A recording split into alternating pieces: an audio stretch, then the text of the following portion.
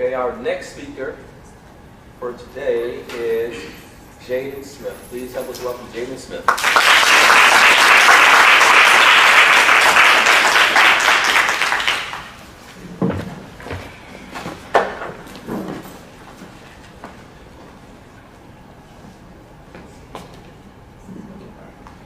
Good morning. Good morning. My name is Jayden Smith, and I'm an 8th grade honor student at Churchland Middle School. Being as though this contest was developed to emphasize and provide life-changing information through speech, I've chosen to elaborate on the topic of believing in yourself. With the current state of the world that we live in today, I think that it is particularly vital to speak to people, more specifically my generation, on the importance of praise.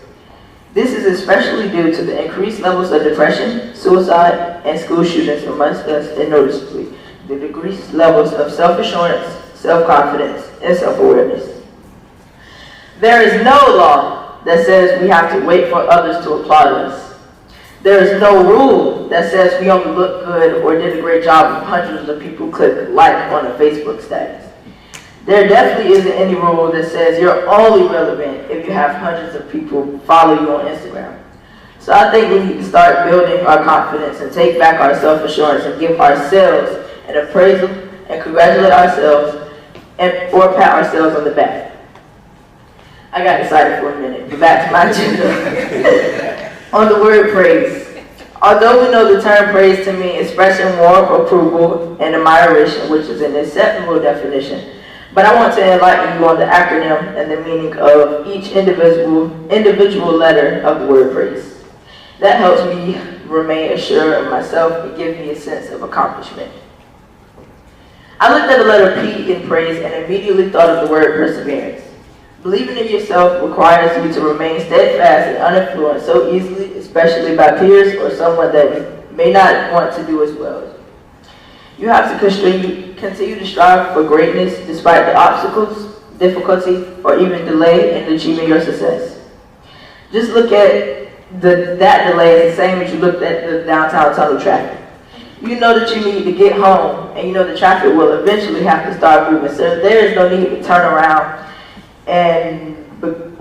because you're only going to run into Midtown tunnel traffic, which is another obstacle. Or sit still on the Chesapeake Bridge, who knows for how long. That's one more obstacle and delay. So you might as well make adjustments and go with the flow. You'll get there. The letter R means resilience to me. I first learned that I was a resilient child that had the capacity to recover quickly from difficulties. Let me give you an example of what I mean. Would you know that I come from a single-parent household? Would you have suspected that I have an incarcerated father serving life in prison? Would you have guessed that 2 nights ago my great-grandfather passed away? Would you have ever thought that I have an annoying 1-year-old sister at home that gets in the way of my studies? Well, that is what makes me resilient. So I say this to say, if I can do it, then you can do it too.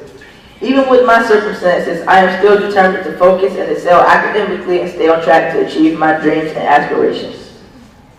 In spite of my situation, I set personal goals to keep my school attendance near perfect, remain on the superintendent's list with my grades, strive to achieve a 600 on the SOL again, serve as a role model by holding officer position in various school clubs, obtain a GPA of 4.0 or higher, receive scholarships to further my education, and eventually reach my goal of achieving early college and obtain a college degree in high school.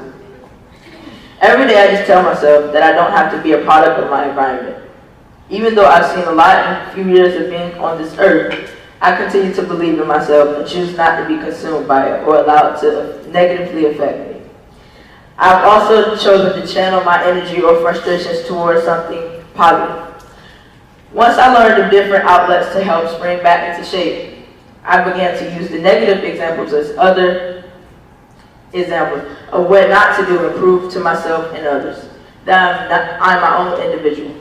Okay, so for the letter A and I of the word praise, they go hand in hand. They stand for ambition and inquisitive. Now, I'm not saying it's okay to be cocky, but I think it's okay to believe you have an above average attitude. Having a strong attitude towards the desire of others' success or achievement is ambitious, and constantly having a questioning attitude and desire to learn is inquisitive, which in turn means that you have more or inquisitive to acquire. The more likely you are to accomplish your ambitions. The S is probably the most significant letter in praise because the word statistic is the first thing that popped in my head. Unfortunately, according to society, I could possibly fit every category of the word statistic that the world applies to an individual, but that does not mean stop believing. Despite society's norms and expectations of me, this is the one time my grandmother would approve of me doing the opposite of what is expected of me and instead do even better. The best thought process to adopt is to learn the odds against you in order to beat them by exceeding expectations. I've always learned, believe, and you will become. So I say to you today, we do not have to be statistics. The E in praise serves two purposes. It means to be ever encouraged and empowered. From the words of a wise old lady such as my great-grandmother, always desire to gain more knowledge because knowledge is intangible and no one can take it away. The feeling of having something that is everlasting, something that grows and gets more powerful every time you add to it, and something no one can take from you, makes you feel invincible and even more confident. And more of the reasons you will always believe in yourself. My name is Jayden Smith and I approve this message. Oh, thank you.